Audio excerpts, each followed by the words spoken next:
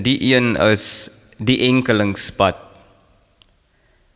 Op hierdie pad wat mens as enkeling stap, is dit wys om te onthou dat net die dwaas die teenwoordigheid van die volmaan zag, dat die sekelmaan maar 'n fase is in die volmaakheid van dag en nag.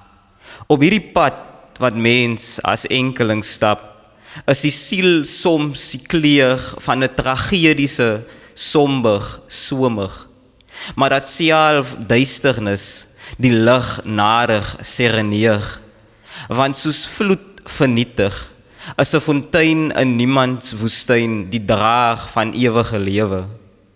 Op hierdie pad wat mens as enkeling stap, moet die groot wêreld jou insluk, soos sy streef na die vernuwingsoomblik.